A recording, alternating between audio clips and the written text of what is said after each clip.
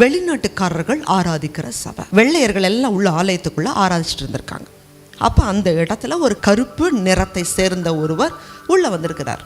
அப்போ அவரை சொன்னாங்களாம், இது எங்கள் நிறத்தவர்கள் ஆராதிக்கிற சபை, அதனால் நீ உள்ளே இருக்கக்கூடாது, அதனால் தயவுசெய்து வெளியில் போயின்னு சொல்லி அவரை அடித்து துரத்திட்டாங்க. அவர் அந்த இடத்துல வேற எங்கேயும் சபைகள் இல்லை. அதனால் கண்ணீரோட வேதனையோட அந்த ஆலயத்துக்கு வெளியில் நின்று ஆண்டவரை ஆராதிச்சாராம். ஆராதிக்கும் போது பக்கத்தில் இன்னொருத்தர் நின்று ஆராதிச்சுட்டு இருந்தாராம். அப்போ அவர் சொன்னாராம், இந்த கருப்பு நிறத்தை சேர்ந்தவர் சொன்னாராம், ஏயா என்ன தானே அனுப்பிச்சிட்டாங்க, நீங்கள் கொஞ்சம் அவங்க நிறத்தை போல தானே இருக்கீங்க, நீங்கள் ஏன் வெளியில் ஆராதிக்கிறீங்க?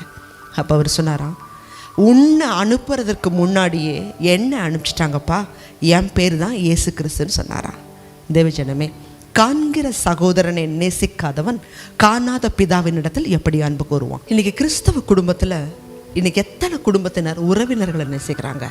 மாமியார், நாத்தனார், மச்சாண்டார், கொழுந்தனார், சொந்தம் பந்தம் எத்தனை பேருக்குள்ள பேசுறது இல்லை. எத்தனை மனக்கசப்போட ஆலயத்துக்குள்ள போறது, ஆலயத்துக்குள்ள திருவிருந்து எடுக்கிறது. உன் சகோதரனுக்கு உன் பேர்ல குறை உண்டுன்னு நீ நினைவு கூறுவாய். ஆனால் அதே இடத்துல காணிக்கை வச்சுட்டு போய் ஒப்புரவாயிட்டு வந்து காணிக்கையை செலுத்த, அப்பதான் அந்த காணிக்கையை அங்கீகரிப்பேன்னு ஆண்டவர் சொல்றாரு. கனி உள்ள வாழ்க்கையை தான் கர்த்தர் எதிர்பார்க்கிறார்.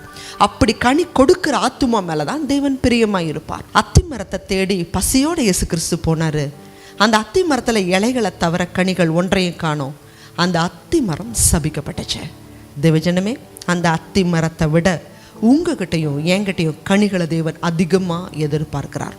ஆவிக்குரிய கனிகள் மூலமாக ஆண்டவருக்கு ஆத்துமாக்களை ஆதாயம் செய்து ஆண்டவருக்கு கொடுங்க. நிச்சயமாகவே நம்ம மேலே பிரியமாக இருப்பார்.